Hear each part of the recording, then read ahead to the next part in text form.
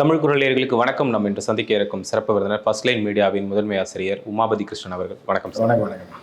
இழுத்து விட்டுக்கிறது யாரா? நீங்கள் என்ன வெளியே அனுப்பிட்டீங்கல்ல, இப்போ இதுக்கு முன்னாடி யாரெல்லாம் என்னெல்லாம் பேசினாங்க? இப்போ தமிழ் சேகர் இருக்கிறாங்க, அவங்கள ஏன் நீங்கள் கேட்க மாட்டேங்கிறீங்க? எஸ்வி சேகர் இருக்கிறார், அவங்களையும் கேட்க மாட்டேங்கிறீங்க? அவங்களாம் இந்த பிரிவினர் சார்ந்தவங்க அப்படிங்கிறதுனால நீங்கள் கேட்கலையா அப்படிங்கிற ஒரு விஷயத்தை வேற அவர் பேசியிருக்கிறாரு.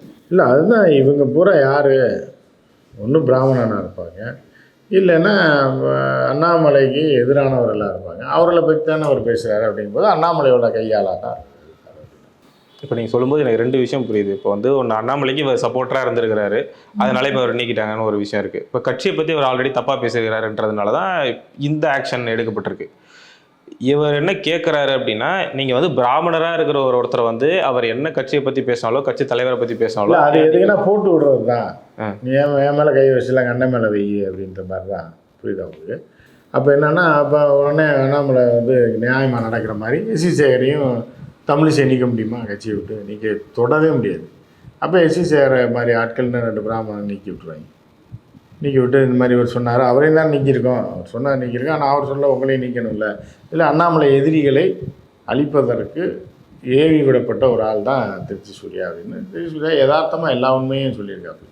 இப்போ அவர்கிட்ட நிறைய ஆடியோ வீடியோ ஆதாரங்கள்லாம் இருக்குது அப்படின்னு தான் சொல்கிறேன். எல்லாமே ஆதாரத்தோடு தான் பேசுகிறேன், நான் உள்ளே இவ்வளோ நாள் இருந்திருக்கேன்னா எவ்வளோ விஷயம் அது இல்லாமல் பேச மாட்டார். அவர் தான் வீடியோ வச்சுருக்காரு, செக்ஸ் வீடியோ வச்சுருக்காரு பல. ஏன்னா பிஜேபின்ற கட்சியே ஒரு வார் ரூம் தான். அதில் இது ஒரு ரூம். அது வார் வீட்டில் ஒரு பெட்ரூம் மாதிரி. புரியுதா? சூர்யா தனியாக வார் ரூம் வச்சுருக்காப்புல. ஒவ்வொருத்தரும் தனித்தனியாக வச்சுருக்காங்க. அவன் தனியாக சிடி போட்டு வச்சுருக்காங்க, தனியாக பென்ட்ரைவில் வச்சுருக்காங்க. இப்போ பாஜகவில் இருக்கக்கூடிய நிறைய ஆண் நிர்வாகிகளை பற்றி அவர் ஒரு விஷயம் சொல்கிறார். அதில் குறிப்பாக கேசவ விநாயகம் ஆம்பளைங்கிட்டே பேசவே மாட்டார் அப்படின்னு ஒரு விஷயத்தை சொல்கிறாரு. அவ்வளோ பெண்கள் அவரால் பாதிக்கப்பட்டிருக்கிறாங்க, அந்த மாதிரியான விஷயம் சொல்லிட்டு அவருக்கு 500 கோடி ரூபாய்க்கு சொத்து சேர்த்து வச்சிருக்கிறாரு அப்படிலாம் அதெல்லாம் சொல்லியிருக்கிறாரு. அதாவது கேசவ விநாயகம் ஒரு ஆர்எஸ்எஸ் சேர்ந்த ஒரு ஆள். இந்த கட்சியை கட்டுப்பாட்டில் வைத்துட்டு, அதாவது மோடி வாழ்கிறதுக்கு, மோடி அமித்ஷாவும் வாழ்கிறதுக்கு எவ்வளோ போராட்டம் பண்ணுறாங்களோ, அது மாதிரி ஆர்எஸ்எஸ் மோடிகிட்டேருந்து தப்பிச்சு உயிர் வாழ்கிறதுக்கு ஒரு போராட்டம் நடந்துடும். அதுக்கு முன்னாடி என்னென்னா, ஆர்எஸ்எஸோட கட்டுப்பாட்டில் தான் பிஜேபின்றது ஆரம்பித்ததே ஆர்எஸ்எஸ் தான். கடைசியில் எல்லாம் வரும்போது இப்போ இது வைக்கிறாங்க, பொங்கலுக்கு பொங்கல் வைப்பாங்க. அதுக்கு போய் கரும்பு வாங்கிட்டு அடுப்பு பற்ற வச்சு பானையை வச்சு அதுக்கு அரிசியை போட்டு எல்லாம் ஒரு லேடி கோலம் இளம்லாம் போட்டு எல்லாம் பொங்கல்னு கத்துற நேரத்தில் ஒருத்தர் பானையை தூக்கிட்டு ஓடி போயிட்டானே. அப்படி அங்கே நிற்கிறோம். காலையிலேருந்து முதல் நாள்லேருந்தே அந்த பானையை வாங்கி வச்சு அதை வச்சு எல்லாம் வீணாலாம் போல் எவ்வளோ தூக்கிட்டு போயிட்டான்.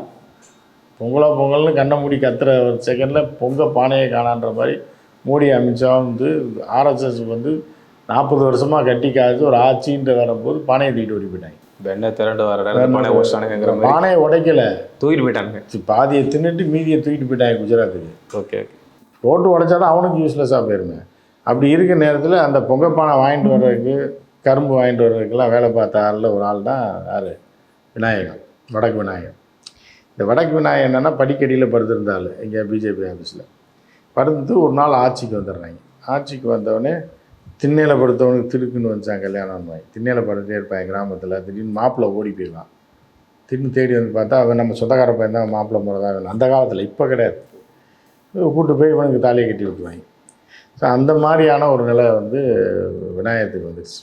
வந்தவொடனே ஆர்எஸ்எஸில் இருக்குன்னு இப்படி அதிகாரத்தில் இருக்கும்போது அவருக்கு ஏற்கனவே கல்யாணம் ஆகலை.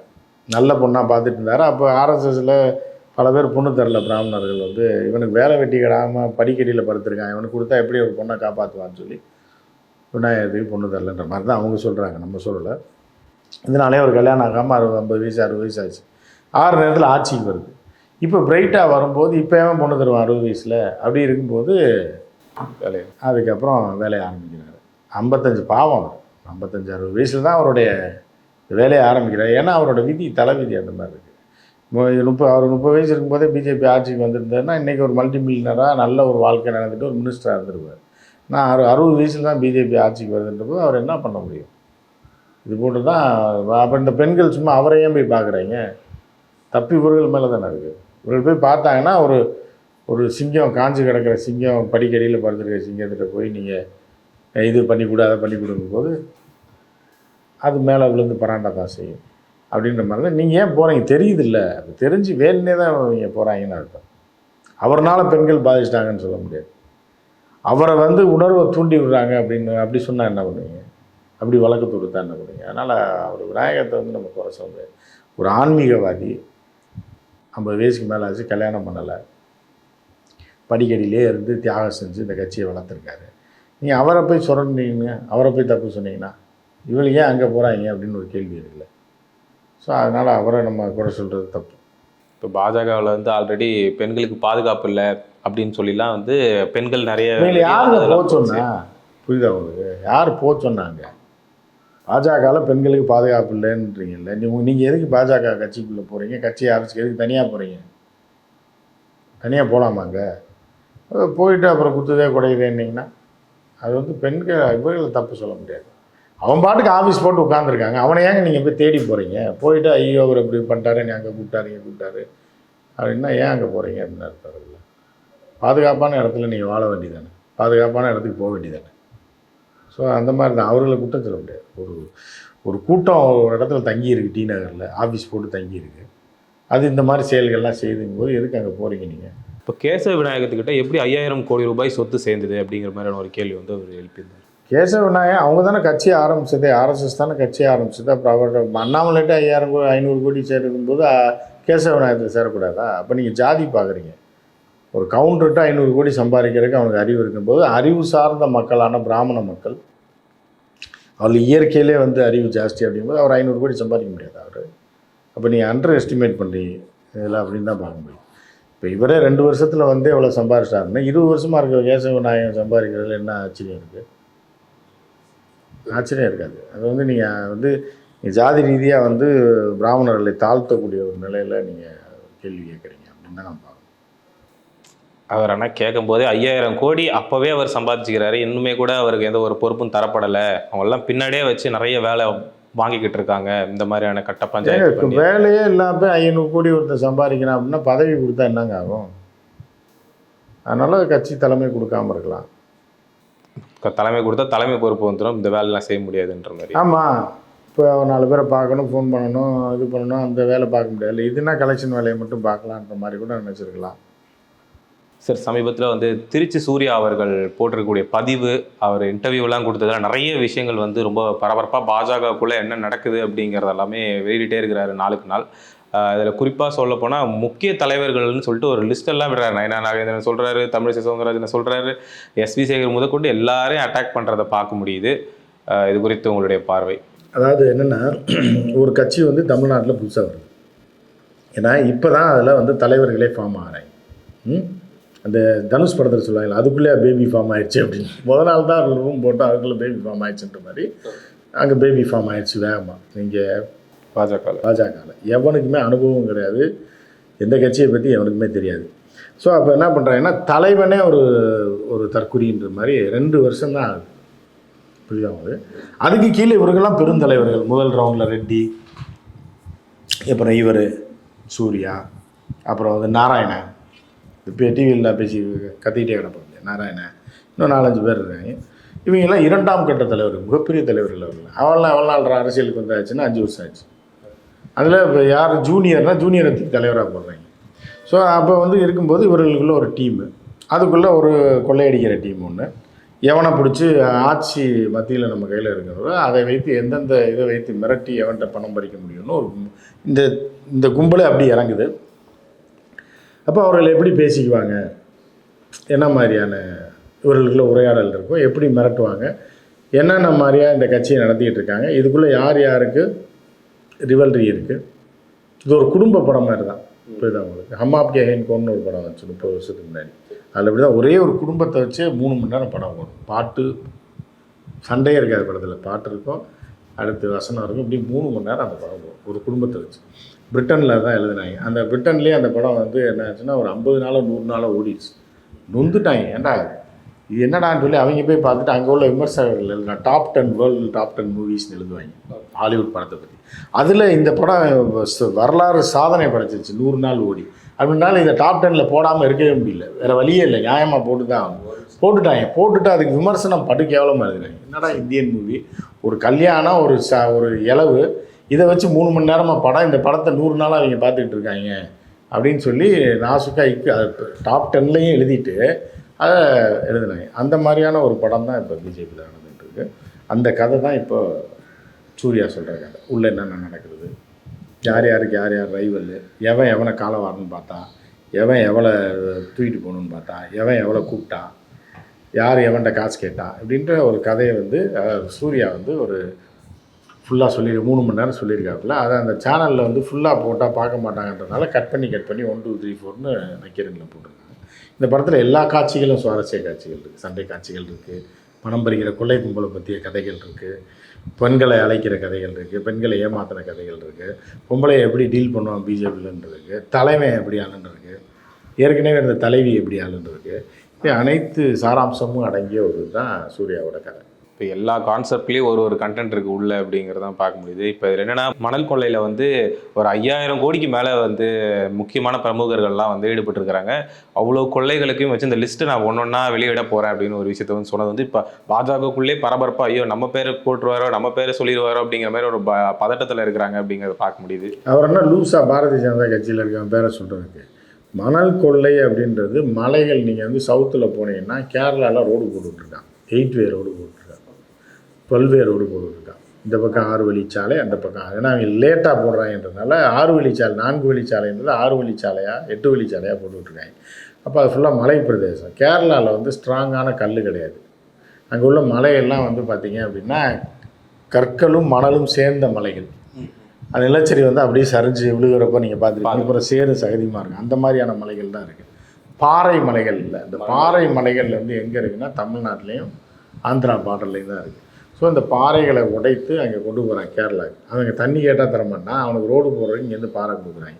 கொடுக்குற யாருன்னா இதில் அனைத்து கட்சியும் உடந்தையாக தான் இருக்குது. ஆளுங்கட்சி வந்து இன்னைக்கு நேற்று கிடையாது, ஜெயலலிதா காலத்திலேயே மணல் அள்ளுறதை நிறுத்திட்டு மணல் விற்றுக்கிட்டு இருந்தாங்க. கரூர்லேருந்து மணல் அள்ளி ட்ரெயினில் போகும், புரியுதா உங்களுக்கு? அப்போ திருட மத்திய அரசும் சேர்ந்து தானே. இப்போ நீங்கள் ட்ரெயினில் போய் ஒரு பைக்கை ஏற்றி நீங்கள் மதுரையை கொண்டு போகிறீங்கன்னு வைங்களேன், 1000 கேள்வி கேட்பாங்க.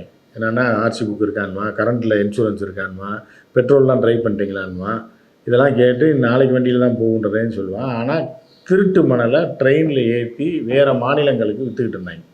அப்புறம் அந்த எப்போ ஜெயலலிதா ஆட்சியில். அப்புறம் அது முடிந்ததுக்கப்புறம் என்ன ஆச்சு அப்படின்னா மணலுக்கு தடை போட்டாங்க. எல்லா இடத்துலையும் இதாச்சுன்னு சொல்லி ஒரு கட்டத்தில் தடை வந்துச்சு. தடை வந்தோடனே பாறையை உடச்சி அதில் வந்து இந்த எம்சாண்டுன்னு ஒன்று கண்டுபிடிச்சாங்க. இந்த எம்சாண்டுன்றதை ஒன்று ரெடி பண்ணி மலையை பாதி மலையை கரைச்சிட்டாங்க. நமக்கு விற்றா பரவாயில்ல தமிழ்நாட்டுக்கு. இப்போ வந்து தமிழ்நாட்டில் இப்போ வளம் கொளித்து நம்பர் 2 மாநிலமாக ஜிடிபியில் ரைஸ் ஆகிருக்கு. காரணம் டாஸ்மாக்கு மித்த பிஸ்னஸ்லாம் கிடையாது, பணப்புழக்கம் இப்போ ஜாஸ்தியாகிருக்கு. அது காரணம் வந்து எம்சாண்டு வியாபாரம், கல் வியாபாரம். இப்போ காசு புழங்கானதுன்னு இப்போ அவன் வேறு எதுக்கு லாரிக்கு செலவு பண்ணுவான், அவன் பெட்ரோல் போடுவான் லாரிக்காரன், அப்புறம் அவன் கொண்டு போய் சர்வீஸுக்கு வண்டி விடுவான், டயர் வாங்குவான். அவன் டயர் பொண்டாட்டி பாண்டிச்சேரி போகணும், பாண்டிச்சேரி போய் ஜாலியாக என்ஜாய் பண்ணுவான். இப்படி வந்து அந்த பணம் வந்து பிரிஞ்சு இது எம்சாண்டு பணம் வந்து எங்கே வரைக்கும் போகும்னா கடைசி ஆட்டோ ஓட்டுநர் வரைக்கும் போகும். அப்போ தமிழ்நாட்டில் பணப்புழக்கம் நல்லா இருக்குன்றதுனால எல்லாருமே அதை விட்டாங்க. எல்லாருக்கும் மாமூல் போகுது. யார் நீங்கள் மிரட்டுறானோ அவெல்லாம் மாமூல் கேட்குறான்னு அர்த்தம். இதை தடுக்கிறான்னு அர்த்தம் கிடையாது. இப்போ வந்து மணல் கொள்ளையை தடுப்போம், கேரளாவுக்கு போகிறத தடுப்போம், லாரியை தடுப்போம்னு சொல்லி விடுதலை சிறுத்தைகள் கட்சியிலேருந்தும் அண்ணன் சீமான் கட்சியிலேருந்தும் பிஜேபியிலேருந்து கத்துறாங்க அப்படின்னா அவன் காசு கேட்குறான்னு அர்த்தம். அவங்களுக்கு மாமூல் கொடுத்துட்டா அவங்க நிறுத்திடுவாங்க. இப்படிதான் அவங்களுக்கு. இப்போ காக்கா வந்து வீட்டு வாசல்லேருந்து கத்துது அப்படின்னா அது ஏதாவது ஒன்று அதுக்கு தேவைன்னு தான் கத்துதே தவிர ஒன்றும் தண்ணி தேவையாக இருக்குல்ல, எதாவது போட்டாங்கன்னா தின்னுட்டு போயிடும். ஸோ இந்த மாதிரி ஒரு கும்பல் எல்லா கட்சியும் இருக்குது. மாமூல் வாங்குறது அந்த சிறு கட்சிகள் பூராவே மாமூலை வச்சு தான் ஓடிட்டுருக்கு. ஸோ இந்த மாதிரி இருக்கும்போது பிஜேபியில் வந்து என்ன பண்ணுறாங்கன்னா பெரிய அளவில் அது வந்து பெரிய மாமூல் கட்சி. அது புரியுது அவங்களுக்கு. பெரிய மாமூல் கட்சினா மொத்தமாக ஆட்டையை போடுறது. அவன் பார்க்குறான் 5000 கோடி வருது, இப்போ 1 கோடி அண்ணாமலைக்கு அவர்களுக்கு கொடுக்குறான்னு. இதெல்லாம் சில்லற காசு. அந்த 5000 கோடியும் நம்ம கான்ட்ராக்ட் எடுத்து அதானி கம்பெனி கொடுத்துட்டு அதன் மூலமாக கடத்தலாம் அப்படின்றது தான் அவங்களோட பிளான் 1. ஆனால் ஆட்சி வேறு ஆட்சியாக இருக்கிறதுனால சரி ஒரு 500 கோடியாக இன்வெஸ்ட் பண்ணி ஆட்சியை மாற்றி விட்டுருவோம் அப்படின்றது தான் அவங்க ட்ரை பண்ணது. மணல் கொள்ளையிலேருந்து எல்லா இதுலேயும் மொத்தமாக காசு அடிக்கணுன்றது தான் அவங்களோட பிளான். ஸோ அதை தான் வந்து சூர்யா வெளிப்படுத்தியிருக்குது. இது ஒரு எல்லாரும் சொல்லியிருக்காங்க ஜேர்னலிஸ்ட், அவங்க எல்லாம் தெரிஞ்சவங்க பூரா அதை பற்றி பேசிக்கிட்டே இருக்காங்க.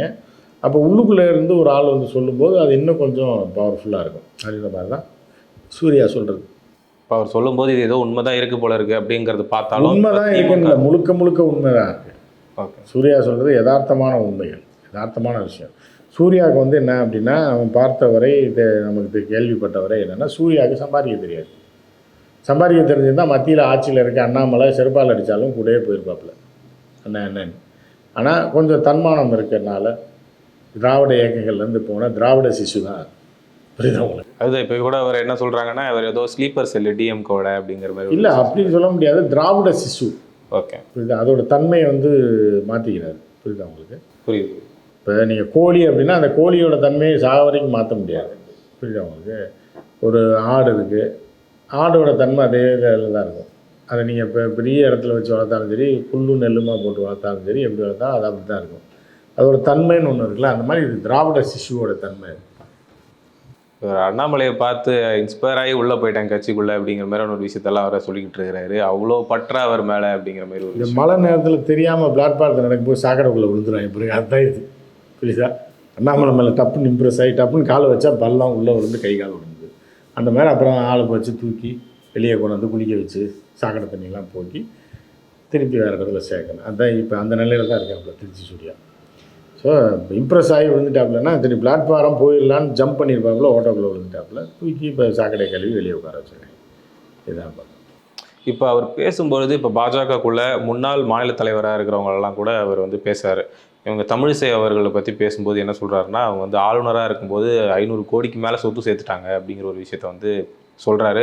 எப்படி ஒரு ஆளுநராக இருந்தவங்க வந்து இவ்வளோ சொத்து சேர்க்க முடிஞ்சுது அப்படிங்கிற மாதிரியான ஒரு கேள்வி வேறு. அது வந்து எப்போவுமே நீங்கள் என்ன பார்ப்பீங்கன்னா, இப்போ நம்ம ஊர் ஆளுநர் எப்படி இருக்காரோ அதை வச்சு தான் ஊரில் உள்ளவங்க பூரா இருப்பான்னு நினைப்பீங்க. அப்படி கிடையாது. நீங்கள் வந்து என்னென்னா, மாநில அரசுன்றது வேறு. மாநில அரசில் ஆளுநர் டம்மி பீஸு. இதுதான் உங்களுக்கு. ஆனால் வந்து நீங்கள் வந்து இதில் எடுத்துக்கிட்டிங்கன்னு வச்சுக்கோங்களேன், இல்லைன்னா பாண்டிச்சேரி மாதிரி யூனியன் டெரிட்டரியில் ஆளுநர் தான் பவர்ஃபுல். சிஎம் ஒன்றுமே கிடையாது. ஆளுநர் தான் எல்லா ஃபைல்லையும் கையெழுத்து போட்டாங்கன்னா அப்போ தான் அது சட்டமாகவே மாறும். சட்டசபைக்கு பவரே கிடையாது. அதுவும் யார்? அந்த துணைநிலை ஆளுநர் தான். அந்த ஆளுநர்ன்றது முழு ஆளுநர் கிடையாது, துணைநிலை ஆளுநர். அந்த அம்மா வந்து ஒரு மீடியேட்டர், ரெப்ரசன்டேட்டிவ் மாதிரி தான். அங்கே எதுவாக இருந்தாலும் உள்துறை பாஸ் பண்ணால் மட்டும்தான் எங்களுக்கு இப்போ உள்துறையும் ஃபினான்ஸு எல்லாமே டெல்லியில் பாஸ் பண்ணால் மட்டும்தான் எங்களுக்கு பணமே வரும். இல்லைனா ரோட்டில் வேணால் அது இது அவனை மாட்டிக்கலாம் வச்சுக்கலாமே தவிர போலீஸ் கூட இவர்கள் கட்டுப்பாட்டில் இருக்காது, ஆளுநர் கட்டுப்பாட்டில் தான் இருக்கும். அப்படி இருக்கும்போது எல்லாம் இருக்கும்போது ஆளுநர் கடை ஓனர் ஆளுநர் தானே. கல்லாசாவே ஆளுநர்கிட்ட இருக்கும்போது அப்புறம் ஆளுநர் அடிக்காமல் என்ன பண்ணுவாங்க அப்படின்ற மாதிரி. அதுக்காக தான் அந்த அம்மா வந்து நல்லா கல்லா கட்டுச்சு. அதுக்கப்புறம் வெளியில் வந்ததுக்கப்புறம் அந்த காசு செலவு பண்ணிட்டு அப்படி இருக்காங்க. அது அவங்க வந்து என்ன சொல்கிறாருன்னா, நான் அவர் எவ்வளோ சேர்க்க முடியுமோ அவ்வளோ சேர்த்துட்டு வந்துட்டு தான் இப்போ வந்து அவ்வளோ ராஜினாமா பண்ணிட்டு வராங்கன்னா என்ன காரணமாக இருக்கும்?